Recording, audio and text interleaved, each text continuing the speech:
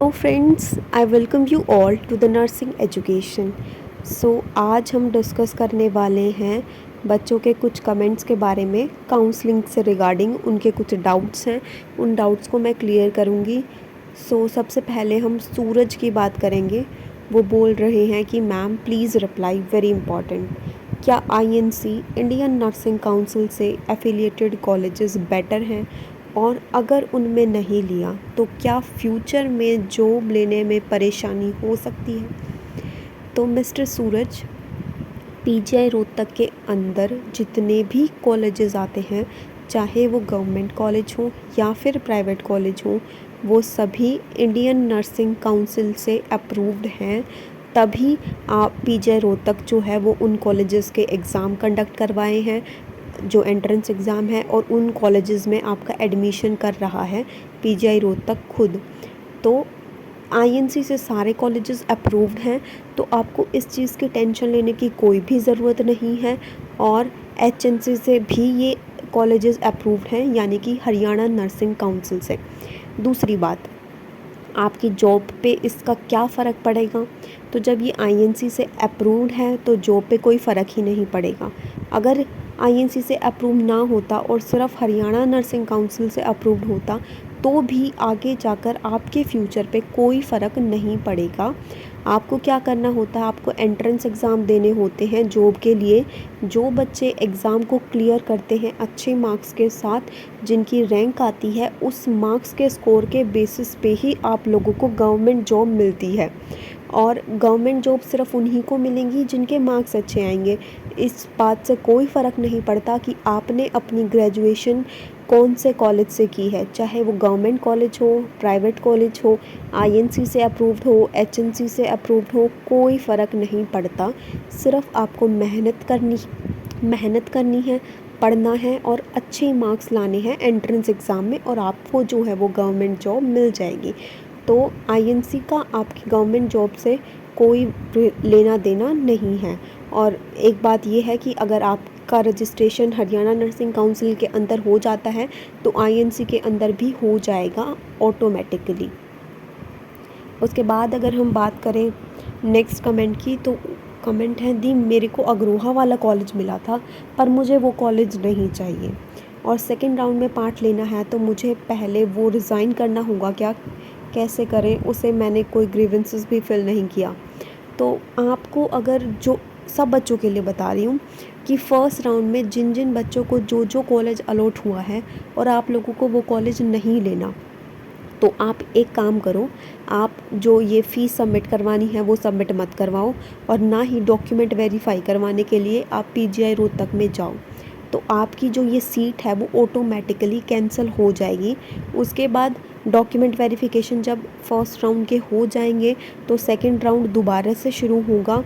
तो जब second round दोबारा से शुरू होगा तो आप दोबारा से पार्टिसिपेट करना, दोबारा से चॉइस फिलिंग करना, फिर आपको जो कॉलेज अलॉट हो उसमें फ़ीस सबमिट करवा के उसमें डॉक्यूमेंट्स वेरीफाई करवा लेना और अपनी सीट को ज्वाइन कर लेना।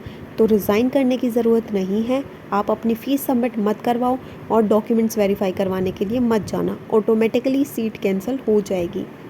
अगर सीट कैंसिल करने के रिगार्डिंग अगर पीजीआई रोहतक कोई ऑफिशियल नोटिस निकालता है तो मैं आप लोगों को उसके रिगार्डिंग अपडेट कर दूंगी, लेकिन अभी तक ऐसा कोई नोटिस नहीं डाला गया है। नेक्स्ट अगर हम लोग बात करें तो कोमल पूछ रही हैं कि सेकंड राउंड कब तक होगा। तो मिस कोमल, सेकंड राउंड 10 से लेकर 14 तक आप लोगों को फर्स्ट राउंड की डॉक्यूमेंट वेरीफाई करवाने हैं पीजीआई रोहतक में। तो अप्रोक्सीमेटली 15 तारीख से लेकर 20 तारीख के बीच में सेकंड राउंड का जो नोटिस है वो आ जाएगा, और 15 से 20 सितंबर के बीच में सेकंड राउंड जो है वो स्टार्ट होने के पूरे चांसेस हैं। तो आप वेट करो, जैसे ही नोटिस आएगा, ऑफिशियल नोटिस आएगा, मैं आप लोगों को अपडेट कर दूंगी। लेकिन अभी तक सेकंड राउंड से रिलेटेड कोई भी ऑफिशियल नोटिस नहीं है। मुझे ऐसा लग रहा है कि जैसे ही फर्स्ट राउंड कंप्लीट होगा सेकंड राउंड स्टार्ट हो जाएगा, 15 से 20 के बीच में ही अप्रॉक्सीमेटली होगा। तो लेट्स सी होता क्या है एक्चुअल में। इसके बाद है not allotted, the second round कब है, प्लीज़ रिप्लाई। ये सेकंड राउंड कब है वो मैंने ऑलरेडी बता दिया है। आप दोबारा से अपनी चॉइस फिलिंग करना और कम से बहुत सारे कॉलेजेस को फिल करना अपने मार्क्स के अकॉर्डिंग, ताकि आपको कोई ना कोई कॉलेज तो सेकंड राउंड में अलॉट हो ही जाए। चलिए नेक्स्ट डिस्कस करते हैं। बड़ा लंबा कमेंट है, चलिए पढ़ते हैं। रेखा जी, मैम एक बार ये बता दीजिए कि अगर हम फर्स्ट राउंड में मिले कॉलेज में अपनी सीट कंफर्म कर दें, उसके बाद सेकंड राउंड में पार्टिसिपेट करने के लिए पहले फर्स्ट राउंड वाले कॉलेज से विड्रॉ कराना ज़रूरी है या नहीं? मतलब वो सीट पहले हमें अपनी छोड़नी पड़ेगी या फिर नहीं? प्लीज़ मैम रिप्लाई कर दीजिए, एक बार डाउट है, ये बहुत बड़ा रिक्वेस्ट है आपसे, प्लीज़ मैम प्लीज़। हाँ जी, तो फर्स्ट राउंड में आपने सीट ले ली, तो उसके बाद अगर आपको सेकंड में पार्टिसिपेट करना है तो आप डायरेक्टली कर सकते हो, चॉइस फिलिंग कर सकते हो, आपको कॉलेज अलॉट होगा। अगर आपको वो कॉलेज लेना होगा तो फिर आपकी, अगर आपने वो सेकंड राउंड वाला कॉलेज ले लिया तो ऑटोमेटिकली जो आपकी फ़र्स्ट राउंड की सीट थी वो कैंसिल हो जाएगी। और ऐसा नहीं है, अगर आपने एक बार सेकंड राउंड का कॉलेज ले लिया और फिर जैसे ही आप सेकंड राउंड का कॉलेज लोगे तो फर्स्ट राउंड वाली जो आपकी सीट थी वो ऑटोमेटिकली कैंसिल हो जाती है। तो एक बार सेकंड राउंड की सीट लेने के बाद आप ये नहीं कर सकते कि मुझे मेरी फ़र्स्ट राउंड वाली सीट वापस कर दो। तो सेकंड राउंड में कॉलेज लेने से पहले, कंफर्म करने से पहले ये सोच लेना कि जो फर्स्ट राउंड में कॉलेज मिला है वो अगर एक बार कैंसिल हो गया तो आपको दोबारा नहीं मिलेगा, और ऑटोमेटिकली आपको सेकंड राउंड में पार्टिसिपेट करने के बाद कॉलेज जो मिलेगा उसको आप ज्वाइन कर सकते हो। दूसरी चीज़ ये है कि पहले पीजीआई ने ये नोटिस डाला था कि जिन बच्चों को फर्स्ट और सेकंड राउंड में सीट मिल जाएगी वो मोप अप राउंड में पार्टिसिपेट नहीं कर सकते। तो अगर ऐसा कोई नोटिस पीजीआई रोहतक अब डालती है कि जिन बच्चों ने फर्स्ट राउंड में कॉलेज में सीट ले ली वो सेकंड में पार्टिसिपेट नहीं करेंगे, तो फिर आप पार्टिसिपेट नहीं कर पाओगे। तो अभी तक ऐसा कोई नोटिस नहीं है, अगर आएगा तो मैं आप लोगों को अपडेट कर दूँगी। तो इस बात का ध्यान रखना कि पहले आपको ये देखना होगा कि जिन बच्चों को फर्स्ट राउंड में कॉलेज अलॉट हो गया है और उन्होंने अपनी सीट कंफर्म कर दी है, वो सेकंड राउंड में पार्टिसिपेट कर सकते हैं या फिर नहीं। मैं आप लोगों को जैसे ही नोटिस आएगा, फ़ीस का नोटिस आने वाला है कि कितनी फ़ीस सबमिट करवानी है, क्योंकि आप लोगों को 6 सितंबर से 9 सितंबर के बीच में फ़ीस सबमिट करवानी है। जैसे ही नोटिस आएगा मैं आप लोगों को बता दूंगी। तो इसके रिगार्डिंग भी अभी नोटिस आएगा तो मैं आप लोगों को बता दूंगी कि जिन बच्चों को फर्स्ट में सीट मिली है वो सेकंड में पार्टिसिपेट कर सकते हैं या फिर नहीं। और अगर कर सकते हैं तो आप डायरेक्टली चॉइस फिलिंग कर लेना और अपना कॉलेज जो है वो सेकेंड राउंड वाला ले लेना अगर आपको लेना हो तो। नेक्स्ट वन इज़ दी, मेरे 109 मार्क्स थे ओबीसी कैटेगरी और मुझे government college of nursing Safidon Jind allot हुआ है। So very very congratulations to you कि आपके मार्क्स 109 थे और आपको जो है वो गवर्नमेंट कॉलेज अलॉट हो गया है, जो कॉलेज आपको चाहिए था। सो कॉन्ग्रेचुलेशंस।